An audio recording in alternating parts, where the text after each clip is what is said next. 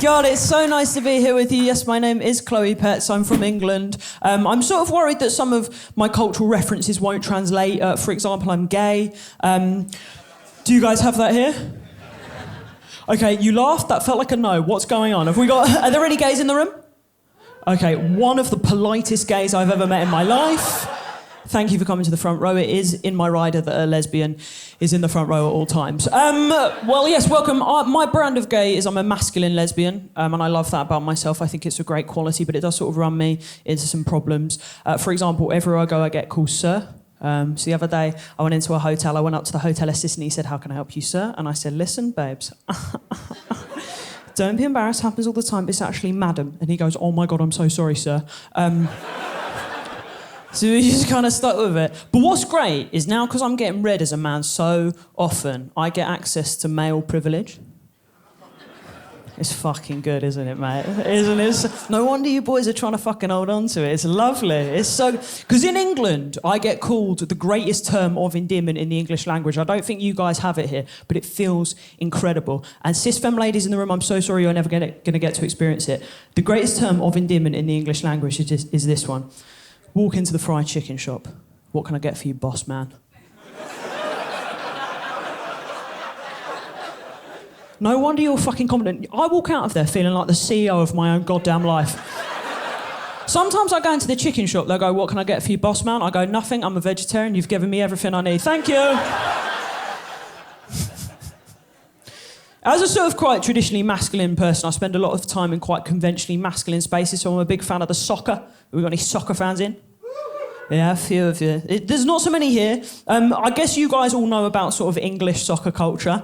Yes, we are all fucking wankers, that is correct. We're the worst people in the world, but I genuinely think we have the best hobby in the world. I'm so sorry, I don't think any of your hobbies are better than my hobby. And I can back that up by asking the question, has your hobby ever moved you to shove a flare up your own arsehole? Because mine has. We're fucking walking around with them poking out our botties. It's lovely. Oh, it's fantastic. I love going to the football. And there is sort of a particular type of man that accesses football in the UK that is the absolute worst. And you'll know this kind of bloke. He's huge. He's got a massive fucking head, right? He's got a big thick neck vein where he stores all of his repressed emotions, yeah? On Twitter, he'll be called something like at Man United Mike 69, yeah?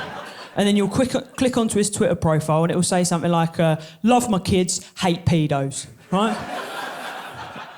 And you're sort of thinking, come on, Mike, pick a side. I love it. I love going to the football. I support Crystal Palace. Correct response. No, we're so innocuous, no one really cares about us. But it's amazing going to the football. It's amazing going to the football. Obviously, it's a little bit difficult because there's this certain type of man, he doesn't seem to think that I can know as much about the game as he can, right? It's like he doesn't think I've got time to both watch Match of the Day and buy sanitary products. But the key thing about that is you stockpile in the off-season. So you're ready for when the season starts. So, as a season ticket holder at Crystal Palace, I sit in the same spot every week. I've got 4 neighbours. My favourite neighbour is the aisle to the right of me, very respectful. Never manspreads, never mansplains. Then my other 3 neighbours, I've got a guy that sits here, a guy that sits here, a guy that sits behind me. Now, what will be sort of a comedically and narratively expedient thing to do is sort of give you a pithy description of each of these blokes. You can get them in your head, and then I'll move on with my story. Unfortunately, I can't do that because they're just a different version of the same man in small, medium, and large. Do you ever look at a bloke and think, "Oh, gout"? That's these 3. I've named them the Allens. And the Allens, they get on thick as thieves. I start chatting to them. We're really good friends now. And I've recently had to sort of start telling them a few more things about my personal biography. So recently, I did have to come out to the Allens as a vegetarian. Have we got any vegetarians in? Not one. Just one over here. Oh, bless you. The rest of you morally fucking corrupt. Right, let's try this. Any vegans? Probably one, just too weak to cheer.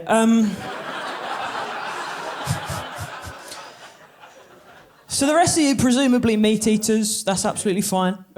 No, you're not getting a fucking cheer, mate.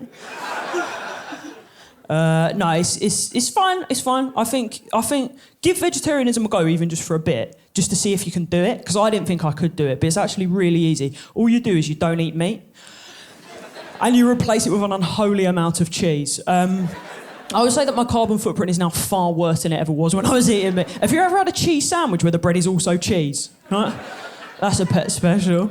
But sometimes what I'll do is, because I do actually quite like meat, I'd say once every 3 months, like I just like try just like just a tiny bit of meat. Do you know what I mean? Just to see whether it tastes nicer than the climate. Do you know? But people get really angry at me when I say that because I think people want moral consistency. Because what they say to me when I say I eat meat once every 3 months, they'll be like, well, you're not a vegetarian then. You're not a vegetarian. At best, you're a flexitarian. But what I say to these very ignorant, belligerent people is this. I spent my late teens, early 20s sucking a penis once a financial quarter. It did not make me straight. It's the same principle. Can you believe it that I used to flirt with men? That is mental, isn't it, that I used to flirt? That is a crazy, crazy thing to admit. But the problem is the way that I used to flirt with men is the way that I imagine flirting happens in prison. Right? Because I sort of pick a man that I perceive to be physically weaker than me and then go, you're mine now, princess. And I did deliberately pick you. How tall are you? 6'3". No, you're not. No, it doesn't matter your height. I would dominate you. The reason I ask about short men is because short men and tall men is because I don't think we should objectify men. We should love all men. You know, short kings, average size ambassadors, wonderful. But I just personally have this thing where, like, I don't fancy any men. No, that is a lie. I do fancy one man, and it is Harry Styles. Harry Styles, right? He's so fucking hot. I think the reason I find him hot is because he does look like a lesbian. Like, if he and I were to hook up, there'd be only one guy doing the fucking this one. Huh? Sort of like, turn over, Harry, this is going in one direction. But very occasion, a big, tall, strong baby boy like this will come walking past, right? And I'll see him, and he'll walk past, and I'll look at him, and I think, God, I bet you're virile. You and I would have such large children. Because that's what all parents want, right? A large child. Any parent that says they don't want a large child is a liar. Imagine taking your large child through the gates of primary school on their first day going, here, try and bully that. Try and push that off a swing. I can't even pick it up. It's disgusting. And I love it. Would you have one with me, baby? Answer me. He said a big one. Come backstage after the show. You've been amazing. I've been Chloe Petts. Good night. Thank you.